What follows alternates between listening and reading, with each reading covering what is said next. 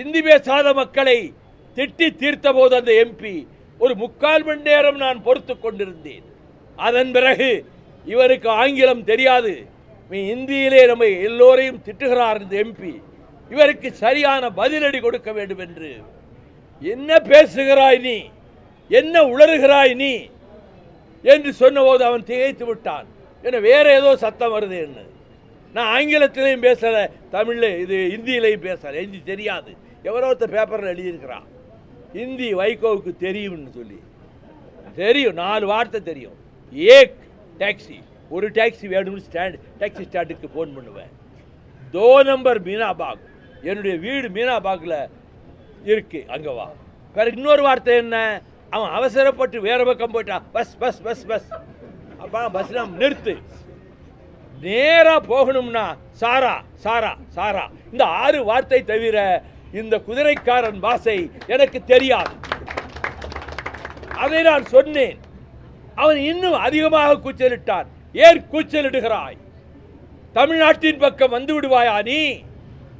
வந்து பத்திரமாக நீ திரும்பி போய் விடுவாயா என்று சொல்லிவிட்டு அவன் இந்தியிலே தானே தாக்கி பேசினான், நாம் தமிழிலே தாக்கி பேசுவோம், உலக முதல் மொழியிலே என்று சொல்லி எப்பக்கம் வந்து புகுந்து விடும் இந்தி எத்தனை பட்டாளம் கூட்டி வரும், அற்பம் என்போம் அந்த இந்திதரை கண்ணங் கிளிபட நேரும், கட்டாய இந்தியை வெட்டி புதைப்போம் என்று குரல் கொடுத்ததற்கு பதில் சொல்ல முடியவில்லை.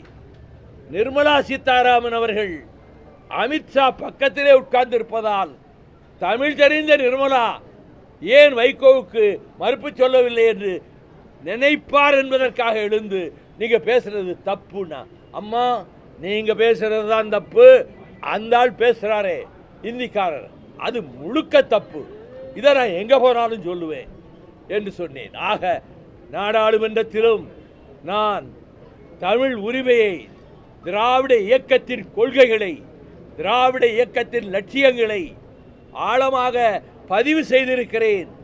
1655 தடவை நான் அந்த 18 வருஷத்திலே 20 வருஷத்திலே நாடாளுமன்றத்திலே பேசியிருக்கிறேன். அந்த 1650 பேச்சுக்களையும் தொகுத்திருக்கிறேன் ஆங்கிலத்திலே. அதே ஒரு சந்தர்ப்பம் வருகிற பொழுது டெல்லியிலே பெரிய தலைவர்களை எல்லோரையும் அழைத்து அங்கே வெளியிட வேண்டும் என்ற ஒரு கனவாகவே எனக்கு இருக்கிறது. பெரும்பொருள் செலவு ஆகும், அதையும் செய்ய முடியும். பதிவு செய்து வைத்துவிட்டு மறுமலர்ச்சி திமுக அண்ணாவின் கொள்கைக்கு பாடுபட்டது. மறுமலர்ச்சி திமுக இந்தி எதிர்ப்புக்கு தன்னை தத்தம் செய்தது. மறுமலர்ச்சி திமுக முல்லை பெரியாரை காப்பாற்றி கொடுத்தது. மறுமலர்ச்சி திமுக நியூட்ரினோவை உள்ளே வரக்கூடாது என்று தடை வாங்கியது. மறுமலர்ச்சி திமுக ராஜபக்சே மீது கருப்பு கொடிகளை வீசியது. மறுமலர்ச்சி திமுக 3 மாநிலம் கடந்து சம்பல் பள்ளத்தாக்கிலே போய் நாங்கள் 700 பேர் போராட்டம் நடத்தினோம். அப்படி ஒரு போராட்டத்தை ஒரு மாநிலத்திலிருந்து இன்னொரு மாநிலத்திலே நடத்தியதாக ஒரு சான்று யாராவது நிரூபிக்க முடியுமா? நாங்கள் தான் அந்த பெருமைக்கு உரியவர்கள்.